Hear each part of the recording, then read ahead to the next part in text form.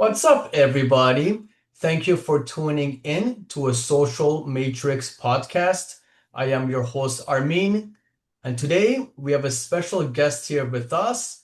We have my good friend Miranda, who is a female relationship mentor. I'm going to pass it along to Miranda to introduce herself, to mention who you are, like what you do, and then afterwards we'll jump into the topic. Hello, I am Miranda and I am a nanny. And I love to You're I doing think perfect. I need to do it You're doing perfect. again. I'm sorry. I am a nanny. I'm Miranda Ovison and I love to talk about relationships. Okay, love it. Um, what has been your journey to get to this point where you like to give advice and mentor women in their relationships? I am no coach or doctor or psychologist by any means or therapist, but I share from my own experience and my experiences in dating and the wisdom I've gained, yeah, through my own lived life experience. Hmm. But was there like something happened like in your relationships where you were like, you know what, I had enough. I want to, help people out. I want to help women out. Like, was there anything that happened in your own relationships journey that you just wanted to put the foot down to start, you're not a coach, I understand, but just to be able to, mentor and support and encourage women. I it's just always on my mind. It's always such a juicy topic for me. I love to dive into it. I think in my own self-growth journey, I'm always thinking of how I'm personally leveling up myself to be a better person. And I think our relationships are the greatest mirrors for that.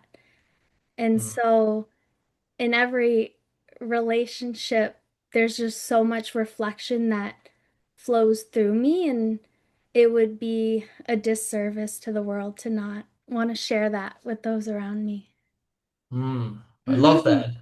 What did you say? You said reflection, like a mirror reflection? Yeah, just reflection and my own self-awareness and what flows through me, it's a disservice not to share it. Hmm. I love that. That's so powerful. And I agree with you. One of my favorite things is like the things that you post, even though you're sharing them, but it doesn't matter, it's coming from your own experience. I really I can really attest to that. It's really you have a lot of powerful quotes that you put out there. Now, from your perspective, what do men mostly misunderstand about women's emotional needs in relationships? Well, I wrote a few notes to help me out, but what I wrote down was the more you hear, the more we care. You may Mm, think we are nagging, but the moment we go silent, you should fear. The less I put up a fight, the less attached to you I am becoming. I am letting you go. mm, So, uh, yeah, just the more you hear, it's because there's something here we're fighting for, and that it is, there's a fight worth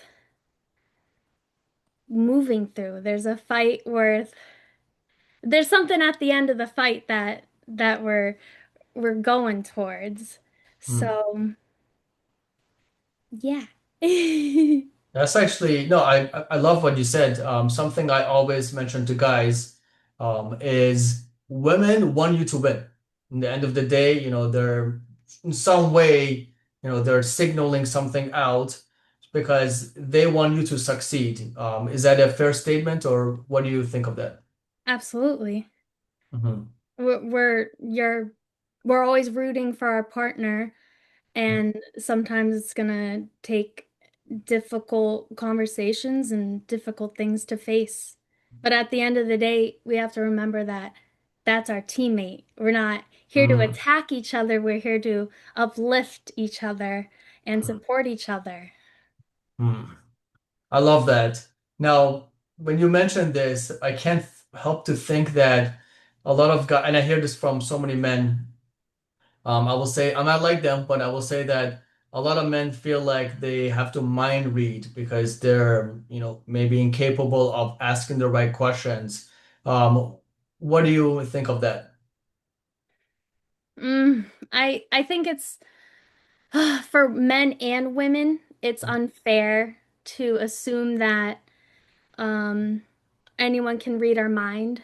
And I I've learned throughout my own relationships that even if it's scary, I have to say it bluntly. I have to be brave enough to be vulnerable and say how I'm feeling or what's moving through me. And hopefully you can go from there with your partner. Mm, Hopefully it's receptive and you always hope you can get on the same page, but I think the first step is being brave. It's mm, unfair to think someone can read your mind, and I have learned many times that no one's a mind reader. mm. Yeah. Now, you mentioned something that it's like unfair, for, either the man or the woman to have be in that position where they have to like mind read the other person. But you also mentioned something about fear. For women that are in that position where they feel fearful to be vulnerable or to speak up, what advice do you have for them?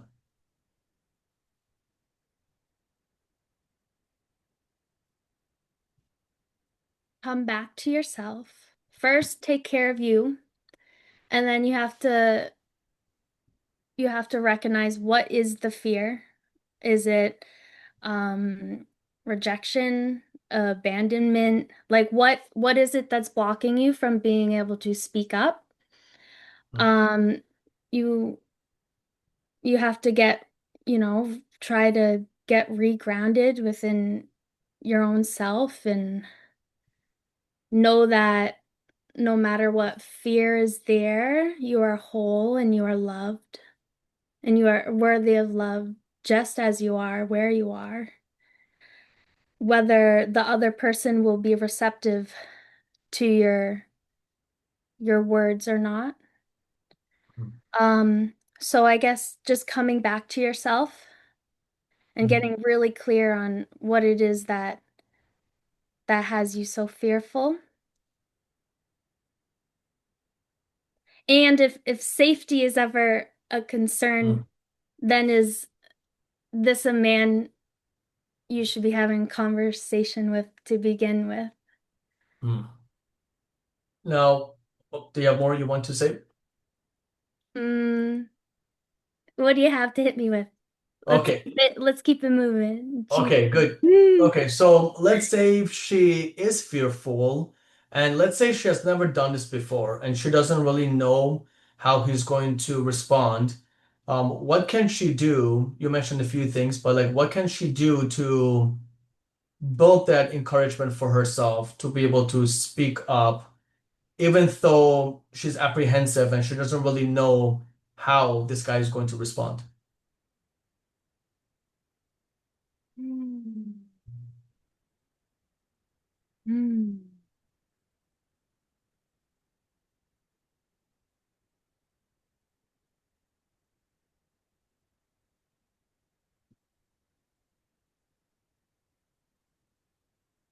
Lean on your support system. Mm, Yeah. Whether it goes well or or not, just lean on your support system. mm, And I'm sure they will help remind you of your power and who you are, the gifts that you hold. My closest best friends, they always do that for me. Every time I talk with them or I see them, they just mirror back to me my essence and why, even if we are fearful, it will be okay and we can take the leap. Mm. Did you have a time in your life where you felt fearful and did the support system that really help you out in if you were fearful to speak up? I, oh, I've always been an anxious person. Um, yeah, I've always been one to overthink and replay every scenario in my head. And I've just been through so much at this point that I know no matter what, I'm gonna make it out to the other side. Mm, I've built up, I would say, a healthy amount of armor. mm, Yeah. There's been many times where I thought I wouldn't quite make it mm, to the other side and I still find a way. mm. That's quite scary. Yeah. Mm, Life is scary, but mm, also very beautiful. mm. That's a good positive way to look at it. Mhm. Now, in your own journey in this, and as you were building this armor, what was like was there like a distinct moment that you had a breakthrough where you realized that, you know what, enough is enough. I need to become more resilient and, to build this armor for myself. Well, speaking about relationships specifically, there have been relationships I've been in where I've told myself I could feel it even before I was brave enough to admit it out loud. I could feel it. If I do not leave, I I am wasting the potential in me Mm, to live a vibrant life and with certain in certain relationships, I could feel my just my essence mm, draining. And I just know I'm such a dreamer. I know the life I want to live and how it feels. And so that is what I'm always setting my mind to. mm, And yeah, there's been multiple times where I just knew the lesson was learned. There's a mm, new door for me to move through. mm. So is it fair to say that, I could be wrong, but is it fair to say that you're a woman who you learn from your mistakes, and once you have learned from that mistake, do you level up, or has there ever been like a cycle where you thought you learned it, but then you were stuck again? Yeah. I like to think, we're always thinking we're leveling up and maybe on some degree we are. I sure hope so.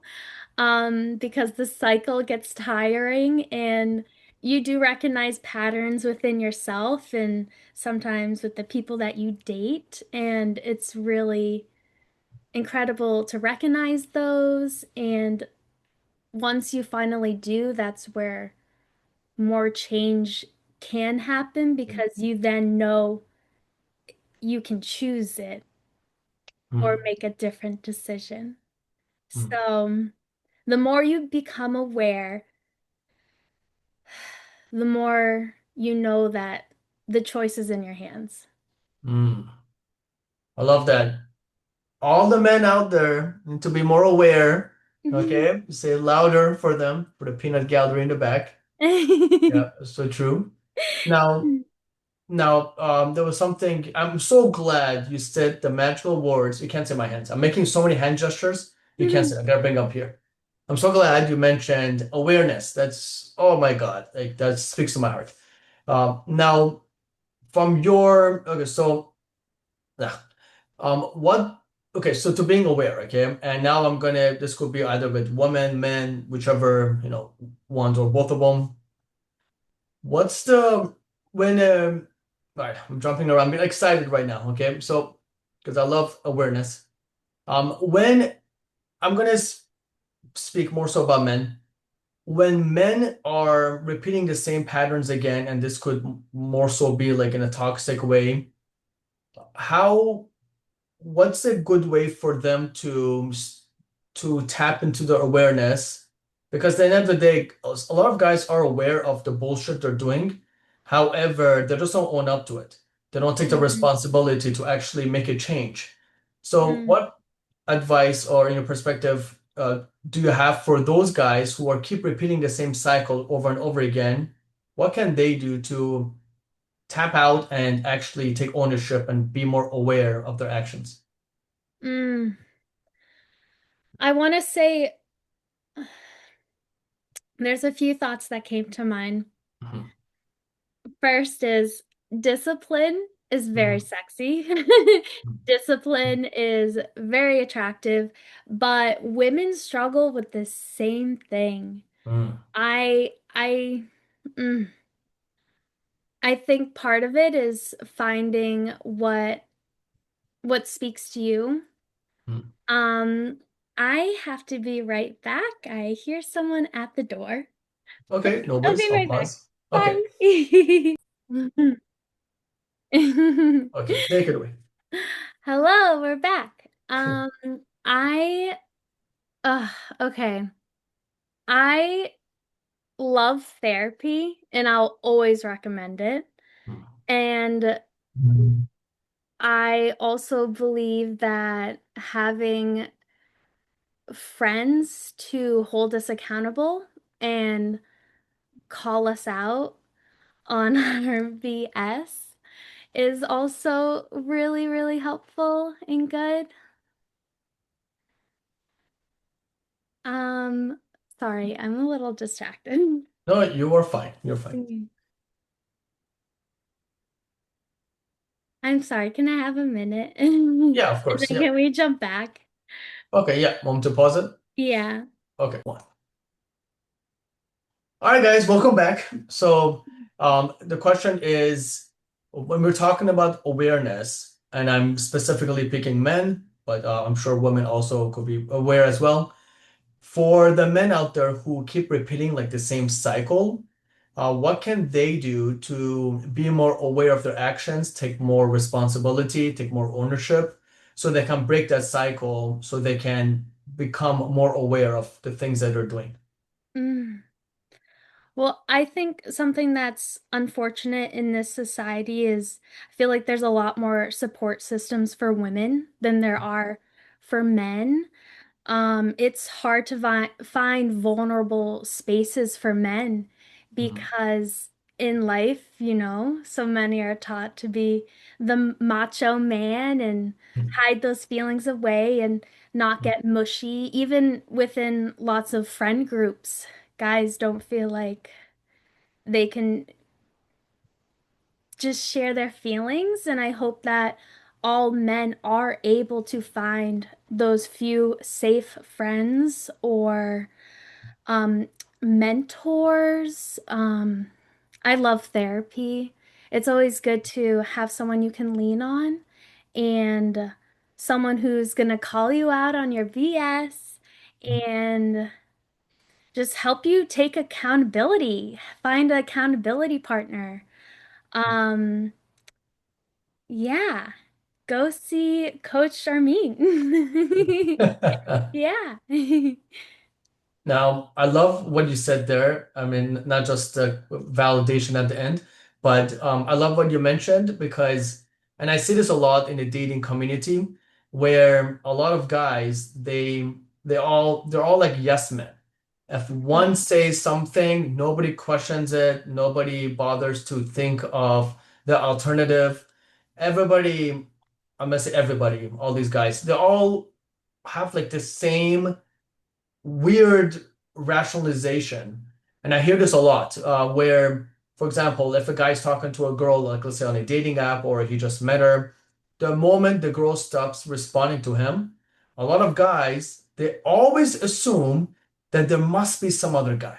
There must be, she's messaging all these guys and she's, and they use all these derogatory words to just explain, why she's doing it. Always drives me insane. So one of the reasons I became a coach, so I can teach guys the right stuff.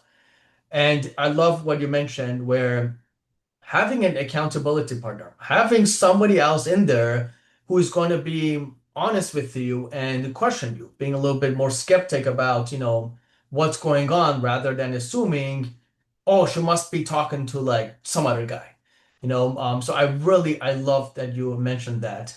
But let's go deeper than this. So for the guys, and I would say most women, like you mentioned, they have the support system. As you know how like ever since I've been like ever since I was a kid, like people would say men are more logical, which is incorrect or really stupid. And then they would say women are more emotional. Okay, for the guys out there that are incapable of expressing their vulnerability, in your view, how can they express their vulnerability without losing attraction or polarity?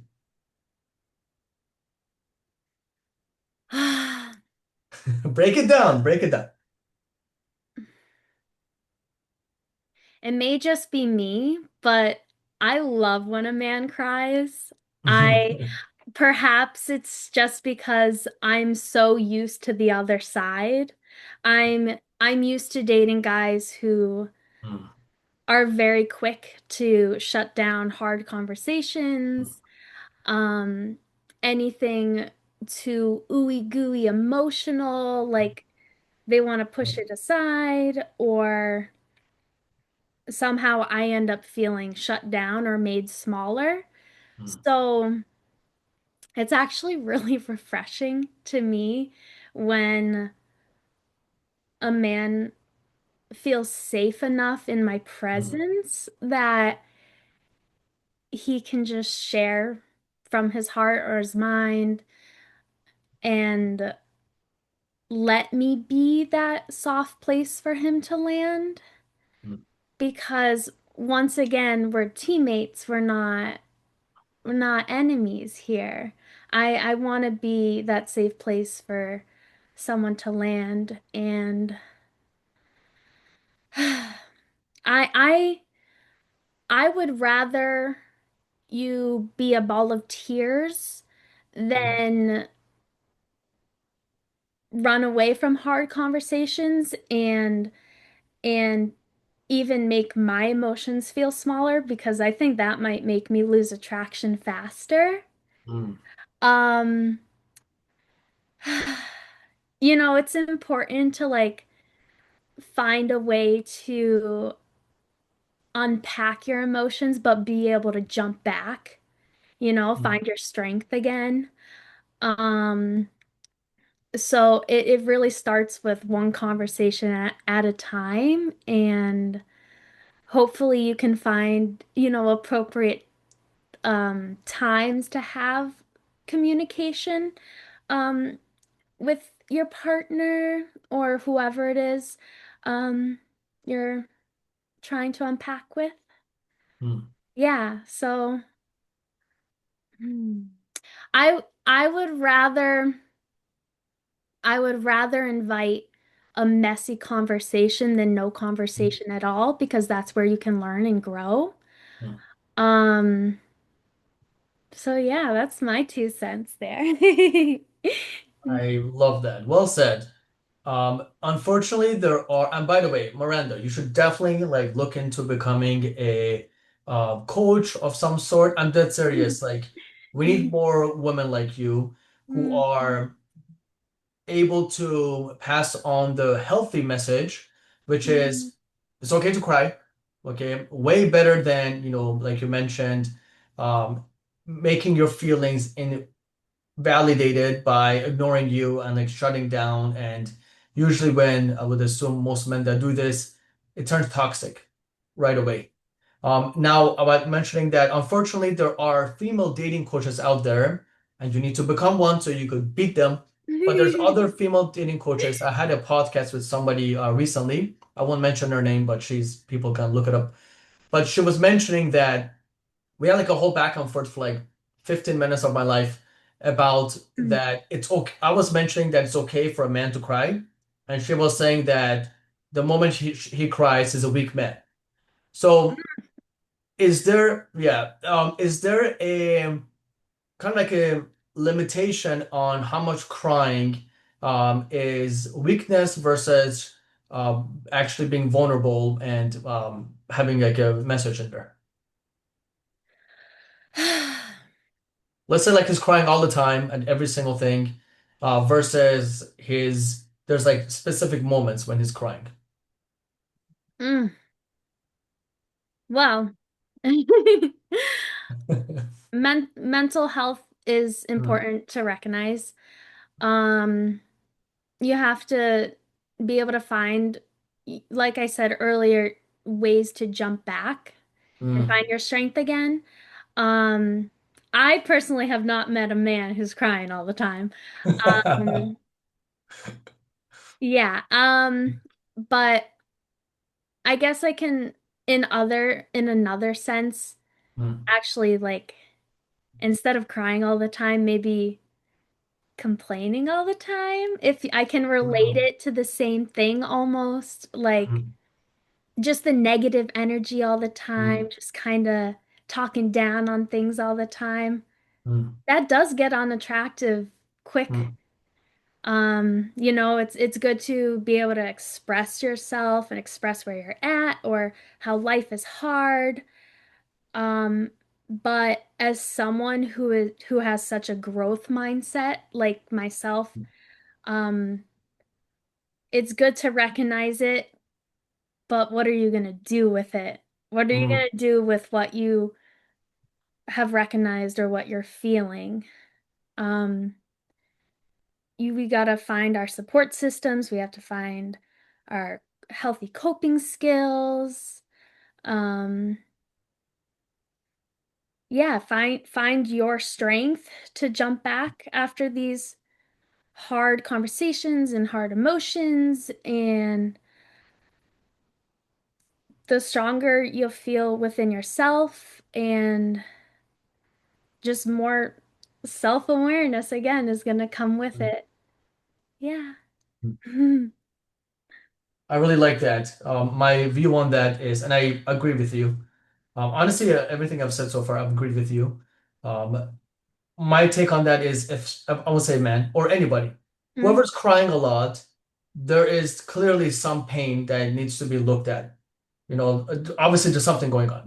Nobody's out there crying left and right without something actual. Either they want, even if they want attention, they're crying for help in some way. There's something mhm. happening behind the scenes.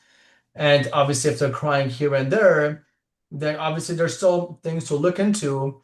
But just because someone cries all the time, you can't just necessarily say, oh, they're a crybaby. Or, even if it becomes unattractive, I believe is only unattractive if they're crying or if they're complaining, but they're not looking for a solution. They're just doing it, it's just white noise at that point. Yeah, that's a fair thing. Do you have anything to add to that? Well, that makes me think of myself. I definitely Mm, feel like as a deeply sensitive person, mm, I've been called a crybaby. mm, I've heard it all. Um, I I I second everything you say. It's clearly there's something there mm, that is causing a pain.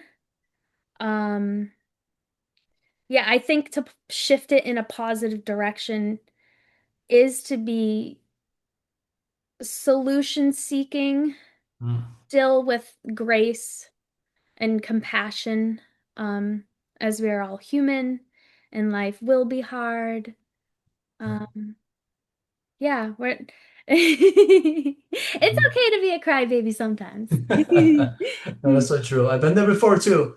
It's actually funny that we're talking about this because I didn't even I wasn't going to originally say this, but since we're talking about this, back in the day before I became a coach and everything, I used to cry a lot. Like after I was intimate with a woman, I would cry.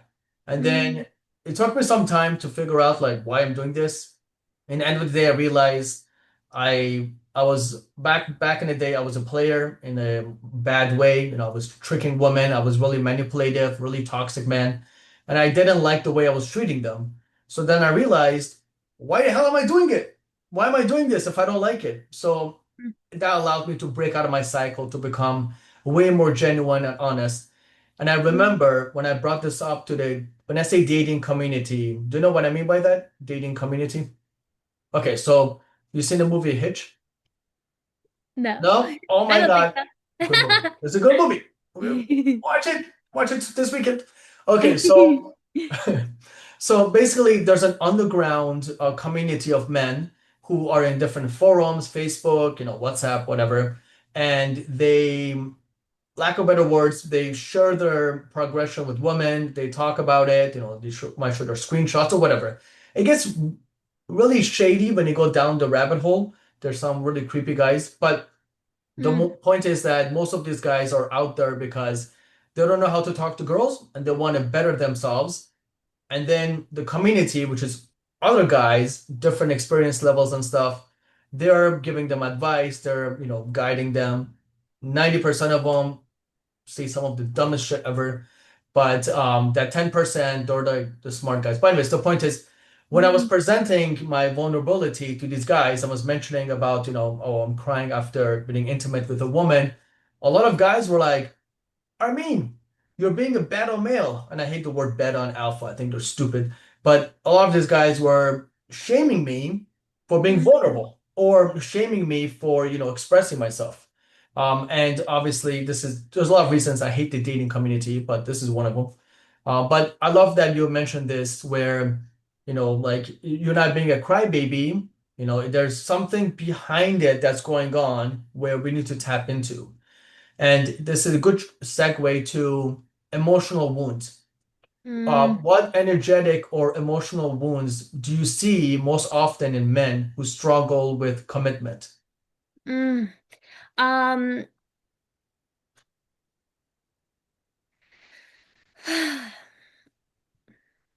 I think it's low self-esteem. Mm, mm, I I was dating someone for over 3 years mhm. who 30 years, you said? 3 years. Okay. Over 3 years. Over 3 years. Okay, okay. Um, who just would always say they're not ready for anything serious. Mm, Um, and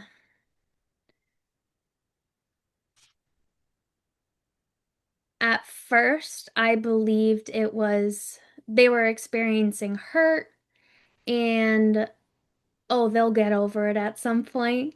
mm, That oh, they're just going through a hard time right now. mm, And that um, eventually they'll open up to love, I told myself. mm, And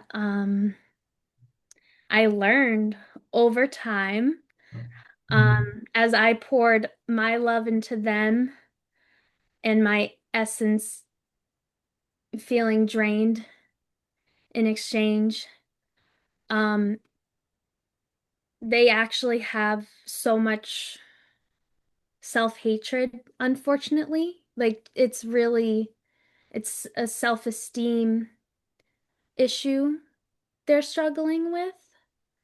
And that goes back to mental health. Um, they told me, you are the ideal partner, you're the most perfect person. And it once I finally let go, I realized it doesn't matter how much love you have mm, to share with someone, they have to be willing to receive it. mm, So I definitely think our own low self-esteem can hold us back from mm, taking the leap. mm. Yeah. And What do you think? fear of hurt as well. Fear of hurt, you said? Yeah. Hmm.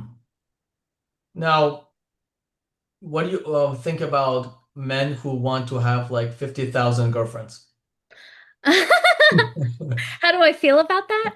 Yeah, like what you feel about that, and also like what's your take on it? Like, is that like a wound they're trying to uncover or cover? Like, where do you think like that's coming from? Well, how deep do you want to go within yourself? Because Mm, that's a question to ask yourself because, mm, there's a million beautiful women and we all have our own gifts and there's things each of us can offer, maybe more than the other. Um, but I feel like that's surface level living. mm, Um, I think you might live a shallow life, walking through life as if you're in a candy store. Like mm, just, ooh, I want this sweet and that sweet. mm, Um, but I personally seeing the depth you can go with one person, mm, like just how far can you go? Like just like more will be revealed to you. mm, Um, and I think sometimes fear of commitment actually comes from fear of looking at oneself mm, because you can play around all day, but mm, being with a woman who falls in love with you and, sees your potential and is trying to support you in reaching that, mm, it's so much more rewarding, but it's scary. mm, But I think the rewards speak for itself. mm. Yeah, do you have more to add? You go. Okay. And I agree with you. I usually hear this from, and there's nothing against, having a poly type of dynamic or S&M or whatever it is. However, I feel like this is usually the guys who cannot keep one woman, so they want to have like 50 because if you have, it's like having 50 hearts. It's Mm. already difficult. Commitment's already difficult and challenging with one heart. Now, if you have a few more, like let's say like whatever, 4 to 6 more or whatever, how are you going to split your emotional needs and everything through with all of them? It's at some point it's just going to be a surface level. It's like having 50 like seasoning in some food. How are you going to taste how are you going to enjoy that meal, right? With all these different seasonings. Enjoy one seasoning before, you even, because all these guys who say this, they're incapable of keeping one woman, so they want to have a few. But then when they involve themselves with one woman and they get into commitment, they get deeper into it, like you mentioned, it opens so much more love within that relationship where every single guy, they suddenly change their mind. They're like, you know what? Let me just be monogamous versus having like, 50 girlfriends. Mm. What are your thoughts on that? Well, we're multi-dimensional people Hmm, and you're going to meet as where change is inevitable. hmm, We're going to change throughout life, and I just think it's a much more beautiful and juicy hmm, life when you you're hmm, going through it with one person and you get to meet each version of them and learn to love and see the beauty in each version of them, and they'll do the same for you, the hope is. Um, I just think there's more depth in having a one Mm, partner mm. for a long time versus a million. I mean, isn't that the dream, having someone to grow old with? Mm, mm. Yeah, that That's sounds more beautiful. Yep. I mean, I grew up on, all the Disney movies, the Mm, happily ever after. mm, So, I mean, to me, that's the dream, is mm. having one old fart for the rest of my life. And and yeah, they become your best friend. Mm. Love that. Well said. You said you were. What's your favorite Disney movie? Oh, oh, that's a hard one. Just one. Okay, one out of like all of them. Mm, Mine is Aladdin. ah. Oh, for me, maybe Ariel. Ariel, as the mermaid, right? One of Little them, Mermaid. yes, Hmm. yes. Okay, good, cool. Yeah. That's great. You didn't say Lion King or Lion King was pretty. Well, Lion King was kind of dark, but Yeah. yeah. That was my other favorite one. I like that one. Mm. Cool. Now, what does a healthy masculine leadership in a relationship look like to you?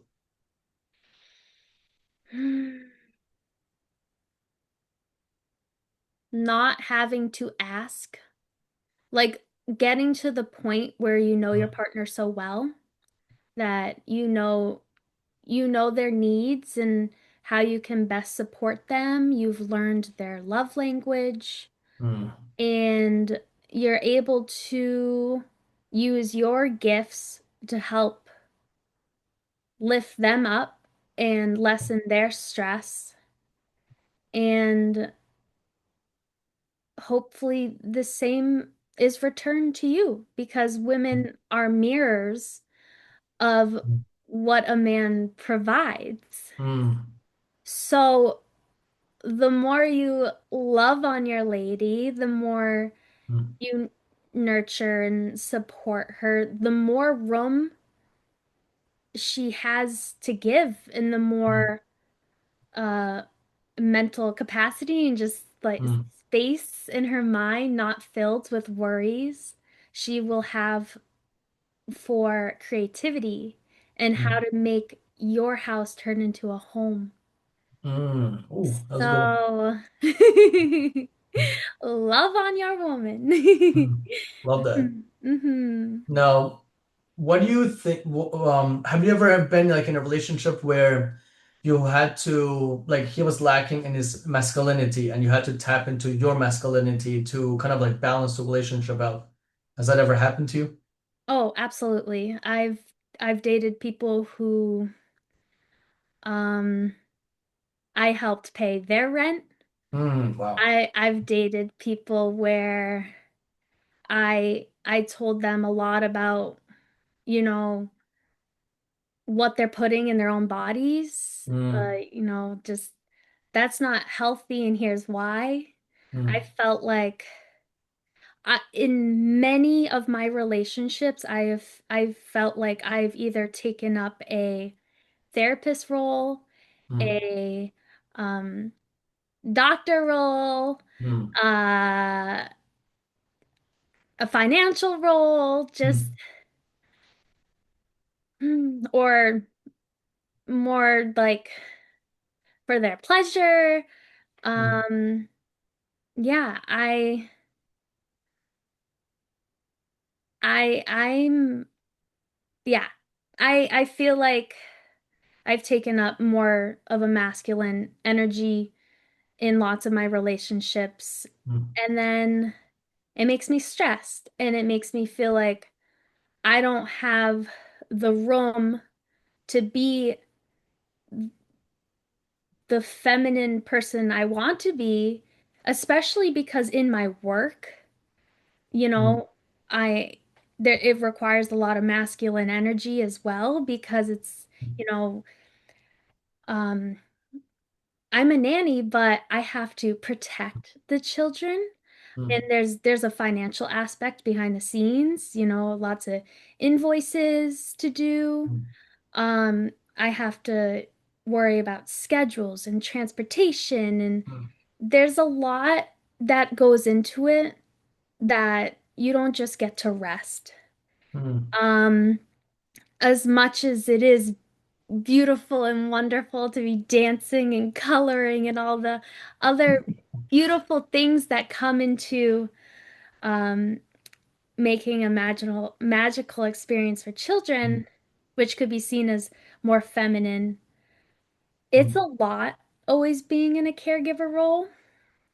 mm, Um, and being your own boss, I feel like it does require a bit of a masculine energy. And mm, when I come home to my partner, I love to let that side of myself rest. mm, I love to be the more feminine side to myself. I like to let that out and be cared for and just make the world beautiful. mm. Yeah.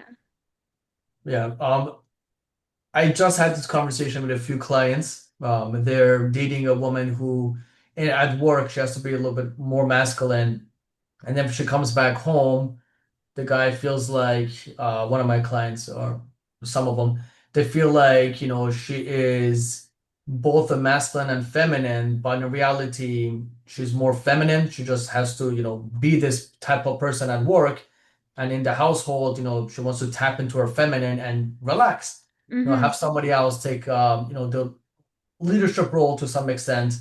So that's like right on the money. When you look at this, check out Miranda's answer. Don't worry about my stuttering. And check it out. That was fire, right on the point.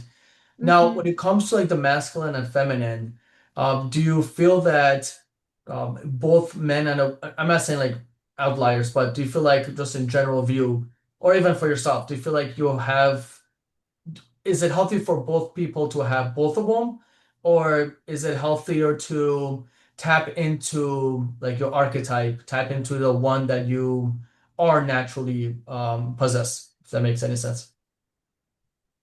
Well, I think it's beautiful to play with both. I think it's Mm, fun. I think it's healthy. Um, you, I think you get to choose what you lean into more or what just feels more natural to you. mm. I think I have a very feminine personality. I come across Yes. very, yeah, just very childlike and bubbly and that's my happy place. That's my Mm, happy place and I want to exist in mm, this happy place. mm, mm, Um, yeah, I think you shouldn't feel like you always have to play into one role with your mm, partner. I feel like sometimes you mm, can let one role rest and mm, step into the another part of yourself. Um, but I don't think there's anything wrong with maybe leaning towards one side more, as long mm, as you have a partner that can support that. mm, Yeah. mm. Now, a lot of guys, they fear their feminine side. And I would say, well, I haven't coached that many women, so I can't really speak for them, but maybe you can from your just mentoring. For the guys who are fearful of tapping into their feminine, what can they do to, express that more? And also at the same time, for the women who, they might get tired of tapping into their masculine, what are some healthy ways that they can do that? You mean to tap into the opposite? Yes. Yeah. Like Like opposites from both ends. like if you're tired of one, like how can I tap into Sorry, repeat your question. Yeah, no, I understand. My question was confusing, but okay, so men are a little bit easier to talk about this. So for men who are incapable of tapping and expressing into their feminine, Mm, what can they do to be able to express that without feeling like they're losing their manhood? And mm, for mm, women as well, what can they do to tap into their, not because they're tired of it, but what can they do to tap into their masculine without feeling that they're losing their womanhood? mm, mm. Well, you have to find something that feels good to you. You have to find an outlet. If you feel like, for example, you're masculine in your work all day, Mm, at the end of the day, what makes you feel free? mm, What can you do to tap into the other side of yourself that feels healthy and nourishing? And sometimes if I'm exhausted from work, for example, mm, um, dance revives me. mm, Dance mm, revives me very quickly, and you have to mm, find your niche, I guess. mm, Um, if you're a man and you have a hidden artistic ability, I mm, hope you can find a place or a way to express that. Um, or there's got to be something. We got it. It's all about exploration. mm, And um, I hope that in exploring ourselves and how we can express ourselves differently, we have those support systems or people that welcome us regardless, mm, friends that let you be multi-dimensional. mm, Because those who love us the most welcome multiple versions of us. They don't put you in a box and expect you to be one thing. Um, I mm, I hope that both men and women can find opportunities for for play, mm, but also for, stepping into the masculine too is very mm, important. Find what drives you. mm, You gotta the purpose behind it all, what keeps you moving forward. mm, What frees you and what drives you? I think those are the questions, and you mm, can find the things that nourish both. What sets you free and what makes the hard work worth it? mm. You need to play and you need the hard work, Mm. but what can nurture both of those things in your life? For the guys out there, even the girls in the comment section, answer that question. I'm gonna answer it too. I love that. You said was what was it? What was I think with two F's? You said like to free, and then what was the other one? What frees you, and then what was the other one? What gives you purpose behind the hard work? Hmm. I Hmm. love that. Wow. Wow. As you were talking, I was thinking about my own life. Okay. Wow, Mm. that's powerful. So you were really intellectual. Where did this stem from? Okay, like were you like do you like reading books? Like were you just really aware of your like where did this come from? Where did you like are you an alien? Like where does this come Unfortunately, but also fortunately, from? survival. Hmm. I think it's a beautiful thing. I've been through just a lot of hard relationships. Um, Hmm. there's been times I've felt very alone. I've been rejected more times than I can count. I've been shut down. I've been made to feel small. And to survive in this world, I've had to fight Hmm. all those things that tried to make me small because I know I am worthy of more. Hmm. I am worthy of love. And yeah, it's my own lived experience through some shitty dating. Mm. But Mm. I'm in a really happy place now. Awesome. And learning is forever, every day. I will Mm. be learning more. Mm. Love that. So you're not an alien. Okay. No? All right. Love that. Now, for the guy or even girls, or actually anybody out there who is like they're emotionally blocked, okay, you have already given a lot of great advice. For those individuals, what habits or inner work do you believe will help them, man or woman, to become safer partners to be emotionally attuned in the relationship? Mm, mm. Can you repeat this question? Yes.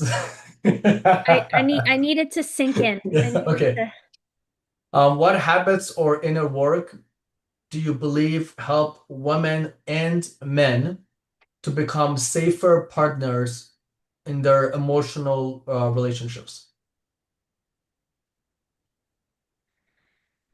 Once again, I feel like it's based on the individual. Hmm. Um, I I personally love therapy. Hmm. I will always recommend it. Um,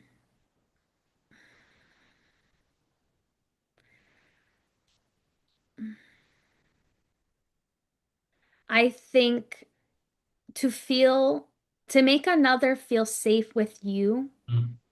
you have to find a way how you may feel safe alone Hmm. with your own emotions and your own Hmm. how do you sit with hard things? I Hmm. think that's an important thing to learn and to navigate because the more you can show up for yourself in hard times, when hard times come, Hmm. you'll be a safe place for your partner to land. Hmm. Um, how do you react when something inconvenient happens, when plans change, when something frustrating happens? We just had a snowstorm and I had to go get my car fixed right before the snowstorm hit. It Wow. was inconvenient timing. It was just no bueno. But but um I leaned on my support system and I got it done right in time. Hmm. Um and I think go back to your inner child Hmm. and nurture yourself the way your younger self needed. Hmm. Hmm. There's many ways to do it, but you find what works for you. Hmm. I lean on my friends personally. I have therapy and I have dance and yoga and breathing exercises to get Hmm. grounded. Go touch the grass outside when the snow melts, depending on where you are. Um, yeah. We all want to be safe places for our partners, but we have to be a safe place for ourselves. Hmm. Otherwise, our wounds will always rub off on those around us. Hmm. Hmm. How do you handle your wounds? Do you face them? Do you look at them with honesty? Do you Hmm. see them clearly? Are you willing to dive deep within yourself to see what you need to work on? And remember, despite whatever you find, you are loved and you are worthy of it. Hmm. Yeah. Love that. I heard this in a sermon once where the pastor said that to before you date women, date yourself, or before you date somebody, figure out, what are your it's like similar to what you mentioned, and actually, like, you already dropped so many golden nuggets here, where when an adversity happens or inconvenience, how do you respond to it? Like what's your like what happens? I've definitely been there before where I'll be like, I'll be fine. And then when it happened, I was like, Okay, so yeah, no, that's a key. That's a big one. Now, do you have any mentors that like right now currently in life or any mentors in your life that pushed you kind of like in this direction or any direction? Could you share some of your mentors, who they are? And it doesn't have to necessarily be human beings. It could even just be a pet, or it could be a good book that you read, or it could be an amazing experience that you uncovered. There's someone I know, but I have to find their name. Mhm. So we may need to Take your time. circle back on it, but Mhm. it's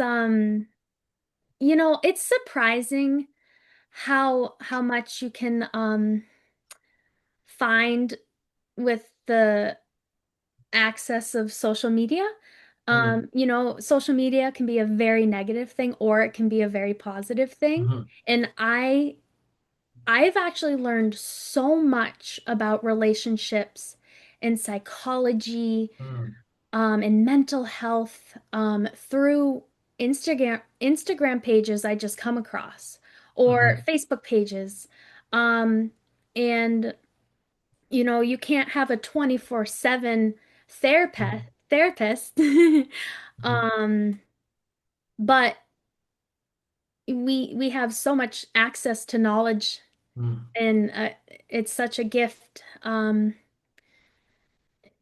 to read.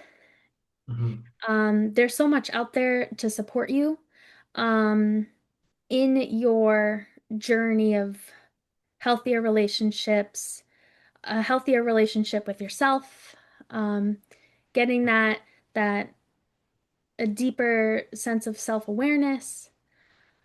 So I have lots of mentors, I would Mhm. say, or lots of content I come across that's very supportive um Mhm. in my journey. And then also just my friends, the mirrors of friendship that we provide ourselves. Mhm. So I may need to circle back on a name. There's someone I've been um there's a page that's been especially supportive to me right now. Mhm. Um but yeah, when I find that name, I'll Okay, we could circle back to it. drop a comment or something. That's funny. Yeah. And I will say right now that you post a lot of amazing things, okay, whether you're sharing something or whatever the case is. And I've saved screenshots. Okay, I'm like, oh, I'm gonna save screenshots. Or I go to like the Instagram page and I follow them too. So, we'll have mutual friends with some of these some of your mentors. But there's a lot of really good things. And honestly, actually, you have posted some things about like let me pronounce her name. Lilith.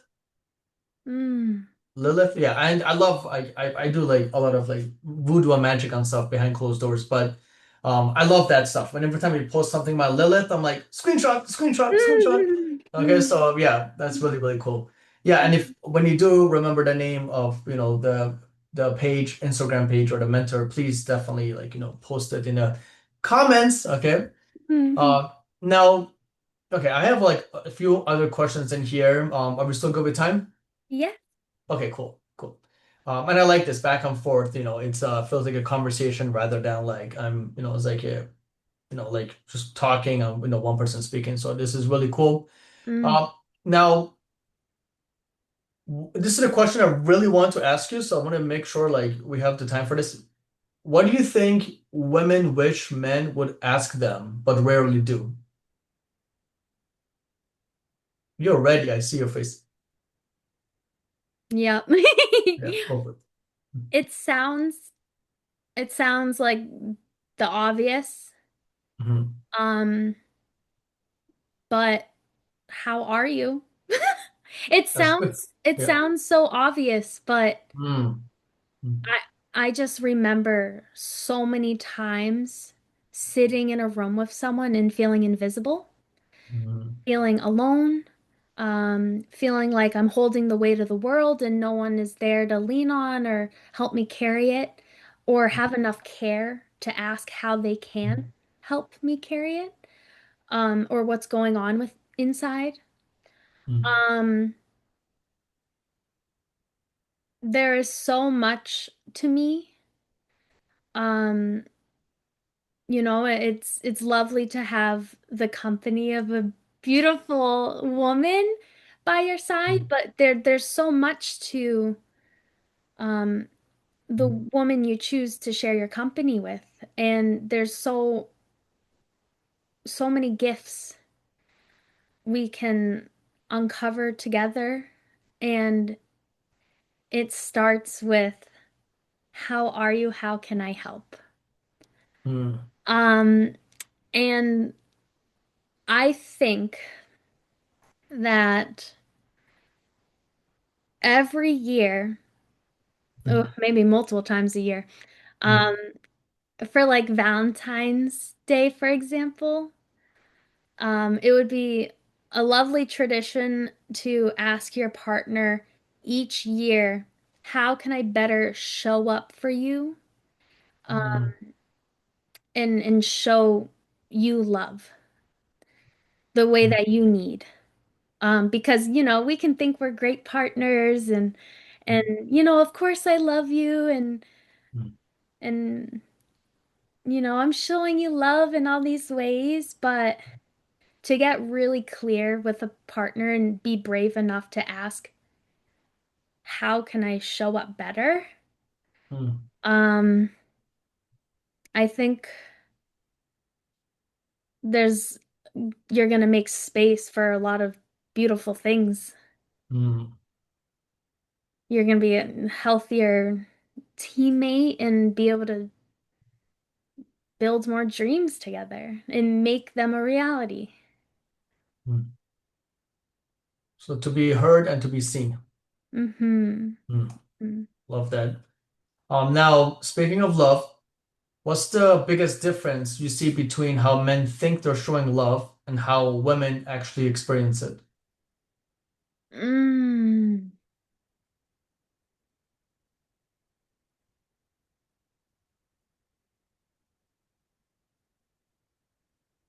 I think it's about the individual again, Mm, and learning their love language mm, and how they receive it, how they receive your message of love. Um, it makes me think of,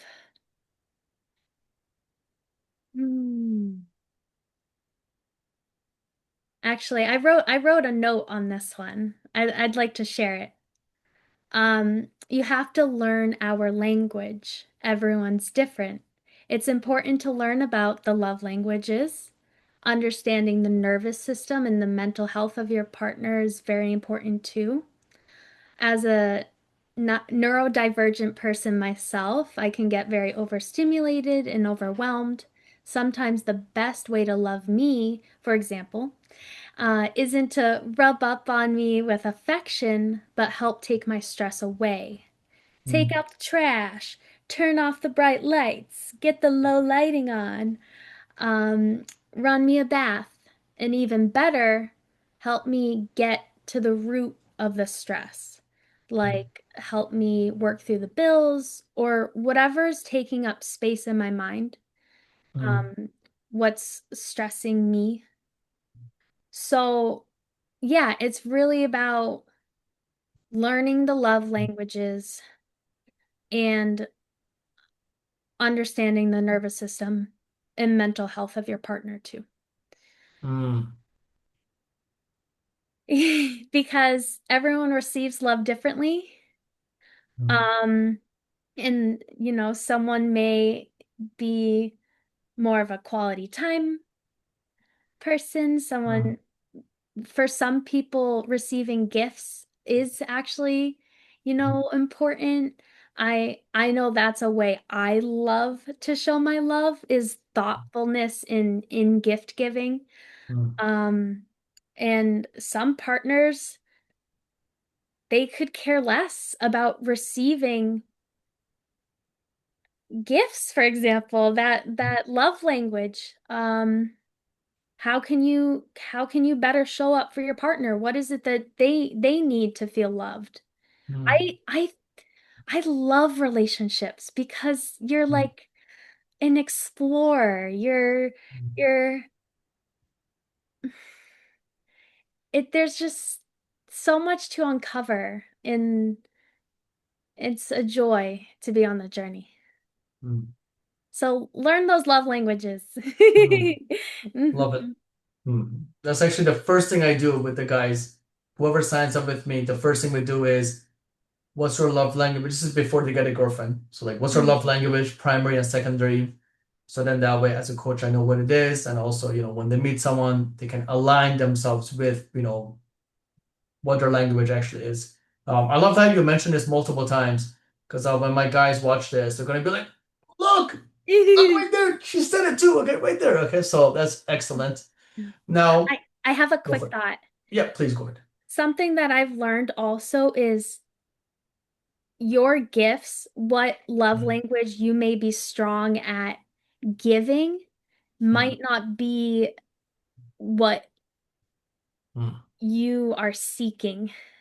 mm, Like I love mm, gift giving, mm, but there may be, and I that may be my gift mm, in my love language, mm, but it it could be the opposite. That might be the lowest on my like list mm, of what I want to receive back. mm, Um, so your gift, what you can give might not be what you want to receive back mm, sometimes as the on the levels of, mm, this one's most important to me. mm, And then, yeah, I think it's also mm, makes you question, well, how can we balance each other? And it goes back to that a little bit, mm, recognizing each other's gifts and nurturing each other with those gifts. Um, but getting in your, out of your comfort zone and learning how to show up for people in ways that you're maybe not used to. I might have this strong um love language, like this ability to show up in this way, but I think the goal is, how to nurture each love language and how can we show up in each of them mm, when helpful. mm. Oh, that's powerful. I didn't think about that. Mm. That's really cool. Um, Now, actually, could you tell me more about that? I'm interested. So basically, for example, like my love language is words of affirmation and quality of time. So would you say that like sometimes like that's not what you want? It's like you want something different, or like could you expand on that? Are you saying those are your languages of what you want to receive or what you're better at giving to others? Those are the ones I like to receive. Mm, mm, To give acts of service. I like, decluttering, a woman's mind, by, like vacuuming, helping around the house mm, and just fine and dining, I like to create like the embodiment of fantasies. So mm, have something where, I'm a really romantic person, so I love, having rose petals throwing on the ground, candles, soft music, it's usually metalcore, but I like to, give like the kind of like the fairy tale, kind of like a date or some kind of like a vibe like that. mm. You're the doer. You like to create those Yes. experiences. Yeah. Yeah. Mm-hmm. Well, for me, sometimes okay, so I'm a gift giver, Mm, but the best way to support me isn't necessarily gift giving. mm, Um, when you learn about the love languages, you may surprise yourself mm, because I didn't think I was big on like words of affirmation mm, um until I met someone who mm, is so strong in that realm of mm, a love language.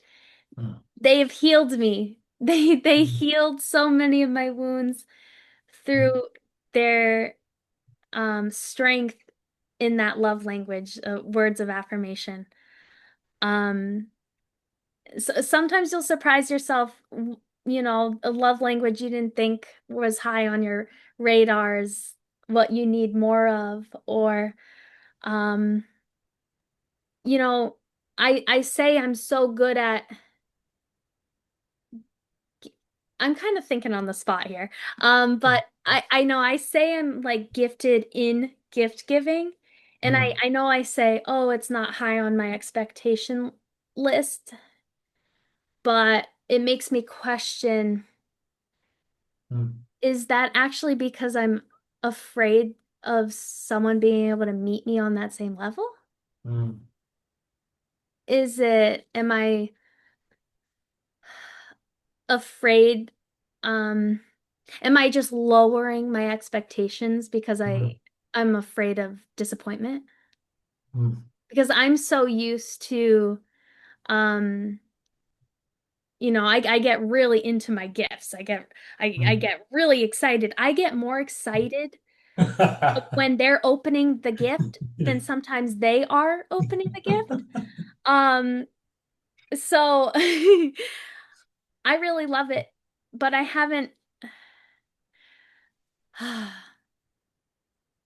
Maybe, I don't know, I'm going back to my younger child self on Christmas when my mama gifts me a bunch of clothes with these big quirky bows and just wild things. I just was like, no, thank you, mother.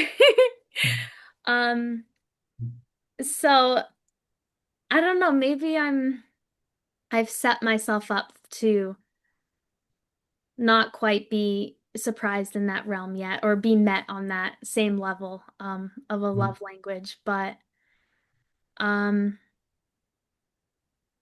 there's so much to ask yourself in learning about these love languages and learning about yourself and the other people around you. It's fun exploration. I just did some of my own just now. I don't have all the answers. Um, but yeah, I think I'm also realizing that acts of service are so good for my nervous system. I I used, usually as a caregiver, I'm like, okay, I'll take care of it. I'll do the work. Like, I can clean, I can cook. I don't worry, I got it. Like I'm used to being the caregiver in that role. So, and I think I'm recognizing, sometimes I think I have a hard time receiving. Um, so But maybe that love language is what I need to be more open to. Maybe I should be more open to acts of service. Maybe I should let someone help tidy or don't worry, I got the dishes. Don't worry about it. Like let them take care of me in that way. Um, that's my own little spiel, my little own little self-exploration I just did. But there's so much to learn in in the love languages and how to show up for your partner. I've looked into love languages since like around 2019 when I first started the company and everything. And the things that we just said, I don't have like normally I'm like quick with like my words. I can think of something, but you have expanded my mind and you're making me think. You have said a lot of things on this call, Miranda, that's like I never thought about, honestly. I'm not gonna lie. So I'm gonna probably get back to you, okay, with the love languages, because like I have to think about it. That's I've never heard anybody ever saying that. I've never read this anywhere too, where the things you mentioned. I'm gonna have to do my exploring as well in this, and then also once I get involved with like a more of a committed relationship, my brain will expand even more, and I will revisit this podcast right here, or I might even just contact you. And yeah, no, that's one thing I love is, when I'm talking to somebody, I'm when it's like yourself, where I start to think. I'm a huge nerd, okay? So I love to like sit there and like, analyze, the thoughts and stuff and everything. So yeah, you have made me think, and I don't have a response for that. But no, that's really powerful. Wow, that's really powerful. Yeah, let's revisit this conversation, okay, in the future. That's really because yeah, I don't even know how to articulate myself. No, that's really cool. So I have two more questions in here. Um, when a man, and this is a little bit off topic from love languages, but when a man says he wants peace, what do you think is actually asking for? Ooh, I wrote notes for this one. Okay, cool. Um, Mm, okay. To avoid responsibility and accountability. mm, In my experience, it's been to stay in comfort and avoid their mm, growth. mm, Women are amazing at recognizing the potential in you. Do you mm, want to level up? We'd love to grow with you. mm, Um, so I feel like I've heard this before, where, when I'm feeling big feelings and men kind of want to downplay them or push them away, they bring up peace or like, mm, oh, we were having such a nice night. Why'd you have to bring this up? I didn't want to get into this right mm, now. Like I've heard all of that. Um, but it's a doorway to growth. If something's tugging on me, if something's at my mind or on my heart, mm, then it's an opportunity to learn and grow with somebody. mm, Um, and uh, with some people, they either have the mental capacity to go there with you, mm, or I think they're choosing not to grow with you. They may mm, not be your partner. Um, or they're just showing you where they're at in their mm, comfort zone. mm. It was good. Guys, when you watch this part, listen to this because you asked this question a lot. I love that. Anything more you want to share with that? Be brave. Brave, I love it. Yeah, courageous, brave, love it. You have to Um, get uncomfortable to get comfortable. see it again. Love that. Good. I love that. That's awesome. Love it. Now, before I go to my last question, is there any question that you wish I asked you, but I have not? Mm, um, I I feel like we got through a lot of fun, juicy topics. Mhm. Um, I think I would just love an opportunity in the future to um dive into my own personal lessons and Mhm. experiences in dating because I think that's where most of my wisdom is stored is through maybe specific scenarios that have occurred or words that have been exchanged because it gets wild and Mhm. there's a lot of lessons there. So just would love another opportunity in the future to share. No, we'll definitely have like a part two. Okay, so then I'm gonna ask you this because my last question was more about like what piece of advice we give to men and women to go beyond their communication skills. We could answer that, but I'm more interested in your experience. So I will ask this one question: Is that when in your relationships, okay, Miranda, what are the telltale signs that the guy is about to screw things up and sabotage the relationship? Um, I okay. I made notes on this one too. Okay, go for it. Yeah. Um, they stop caring, effort slows, or maybe you don't stop caring, but you stop showing it. Mm, Um, the effort slows. Um, they stop showing curiosity in uncovering more layers to us. mm, We are all, I said this before, multi-dimensional beings, and we mm, change throughout the years. If you're mm, committed to loving someone, you're committed to meeting many other versions of them throughout the years. mm.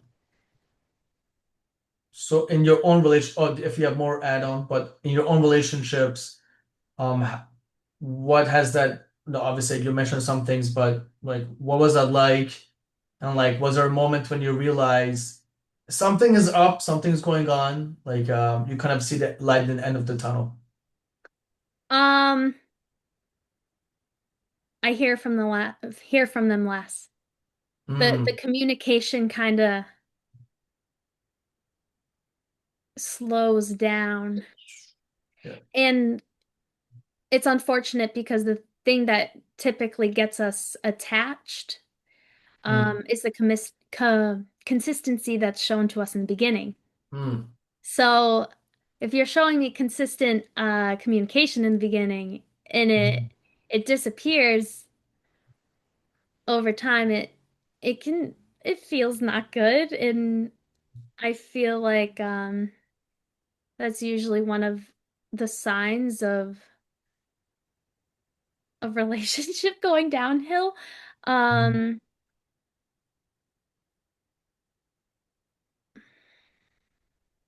in my experience. Um, I think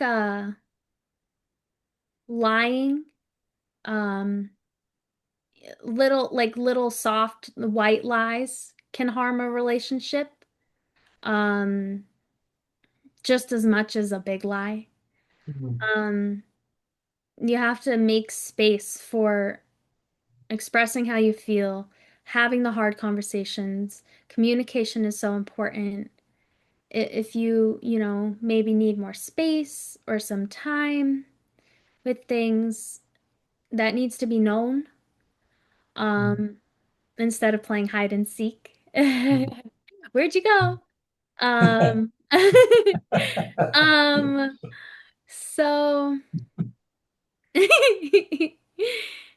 yeah, you know, dishonesty, you know, all the things you did at the beginning. Mm, Was it love bombing or is it mm, true to who you are as a person and how you can show up in love? mm, Um, sometimes we just go through seasons and we can't show up in the way we used to, um, mm, as much at that time. And there's compassion for that and there should be room for that. But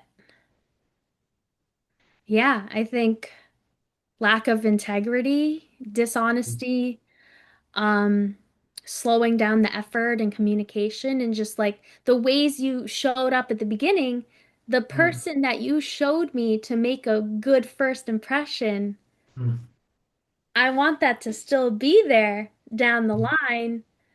Um, are you showing me who you genuinely are? Are you mm, being true to yourself? mm. So, yeah. And then last question, okay? I'm not gonna lie, I have like 30 questions for you now, okay? But I will say one more, okay? I want to respect your time. In your relationships, okay, from your experience, after the honeymoon phase, okay, how long is the honeymoon phase? And after the honeymoon phase, what do you normally see in the men that you have dated? Um, oh boy. Okay. It's so funny. Mm, I was talking to my partner not too long ago. I was saying, you know, the honeymoon phase doesn't have to end. I don't think Mm, it ever has to end. I mm, think each day you try your best to show up as your most loving self, just the best version of yourself. The more you're showing up for yourself. You want to be someone that you're proud of being, someone that, you know, you would want to be loved by. The honeymoon phase never has to end, Mm, but there is no avoiding the fact that life will be hard. There will be challenges. You will get triggered. You're going to get real comfortable with each other, and it's either going to be a positive thing or a negative mm, thing. You can bump heads, you can start to bicker and argue. Um, and that's usually a sign the honeymoon phase has ended. It's when you start mm, getting real comfortable with each other. But I think that's something that's going to hold you strong is remembering the bigger picture. mm, You know, is bickering over the dishes really going to matter if it was the last day on Earth? mm, mm, Like, you want to just remember to be your most loving self. You want to try to strive to that every day. That's what I try to do. But mm, what I've personally experienced is what I was saying before, where the men shows you one version of themselves to try to impress mm, you. But then it's almost like they flipped a switch, a whole 180, and they're a mm, different person. mm, Um, I've experienced that many times in dating, unfortunately, um, where you think they're one thing, and then it's just like all the effort that was shown at the beginning, it mm, disappears. Um,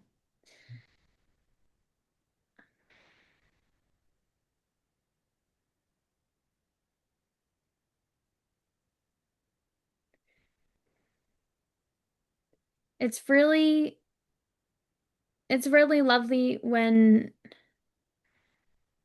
you find yourself a genuine partner, like I would say I have now. The worst we'll ever fight about is doing the who's doing the dishes. But I with the partner I have now, I don't have to worry about, oh boy, who's he gonna be tomorrow? mm, Is he gonna be the nice guy he was yesterday? mm, Like I don't have to worry about that anymore. There's mm, been many relationships I've been in where I'm afraid to even speak my feelings, mm, um, because they'll push them down, invalidate them, or try to just tell me to, toughen up, get over it. mm, Um, or they'll blow it up in a really big, scary way when I'm just mm, trying to come from a place of love and this doesn't feel good. Um, how can we work through this? And yeah. mm. Okay. All right. Well, what advice? This is the last question, I promise you. Okay. What advice do you have based on your experiences for the women out there who they want to be in that everlasting honeymoon phase for the rest of their lives? What advice do you have for them? So I guess in some way they're able to, I guess it's kind of challenging, but there's a question for you to see, okay, you know what, this guy is about to, do a 180 and not just, lack of the response rate, but they're, you kind of see where I'm going with the question? Okay, cool. All right. Um, okay, how can you keep the honeymoon phase going forever? Yes. I say you remember you always remind yourself of the bigger picture. Mm, I I have experienced so much loss in my life, mm, and honestly, it was it was one of the greatest gifts I could have received because it taught me to to stay focused on what matters more. mm, Um, I used to have this big, beautiful apartment, and I had everything in its place. It was the first place that was truly mine. Mm, Um, I had my pretty carpets and mm, all my decorations. Everything had mm, its home. And I had a boyfriend who would forget to take his shoes off, and mm, he would track mud in the house no matter how many times I tried to remind him to take his shoes off. mm, Um, or when he would not put his drink on a coaster. mm, Um, oh, those things used to tick me off. But and this was actually one of the healthiest relationships I've ever been in. mm, But when I lost him, mm, oh boy, did I miss the dirt on the carpets mm, and and the the drinks on my nice furniture. mm, I missed it. mm, Those little things that we start to bicker about in relationships, they they don't matter in the grand scheme of things. mm, The trash will eventually be taken out. The mm, dishes will eventually get done. Um, I think we just get so comfortable with each other that, we just let out our raw emotions and things that tick us off. We just let it all out with our partner, but sometimes we need to just remember the bigger picture. mm, Like this is your teammate. This is, you say it's your best friend and the love of your life and someone you want to grow old with. Um, take a deep breath when things stress you out. That might tick you off. Just the other day, I accidentally spilt lavender oil all over my boyfriend's important paperwork. And mm, it was, did the world keep spinning? Yes. mm, I, um, you, the honeymoon phase can last forever if you remember to be gentle with each other and remember your inner child and how you wanted to be cared for. Do the same for your partner. Because I remember as a kid, I would, spill things, break things on accident or on purpose, kids. And it didn't feel good getting yelled at by a grown up, and you're so confused and you don't understand what the big deal is. And I think as when we get older, we get all tense and we form rules but sometimes maturity comes when you realize it doesn't actually matter. mm, The spill is not that big of a deal in the grand scheme of things, and just mm, just treat your partner with love and gentleness and remember communication is important. mm. Yeah. Wow, really, really good answer. And wow. So okay, we want the honeymoon phase to be as long as possible. I love that. It's really powerful. All right, Miranda, is there anything else you would like to, any comments before we wrap up? Thank you for this opportunity Mm, to share. I'm just a vessel, and the universe has shared messages through me, and I just hope that they've touched some hearts and opened some minds. And mm, I'm just grateful to be allowed on this platform to share. So mm. thank you. Yeah, anytime. And honestly, I really appreciate, you giving me two hours of your life and, expressing yourself and just, articulating. And I noticed that your notes were like more like poetry, which was really cool. And I love poetry. So when you were doing that, I was like trying to predict the next rhyme. But no, that was really cool. And again, Thank you for being here. This is going to help out so many women, so many men in just opening their minds. And I would love to have you again for like a part two, go deeper into your own experience. And yeah, if there's anything else, you know where to reach me. I'm gonna stop the recording.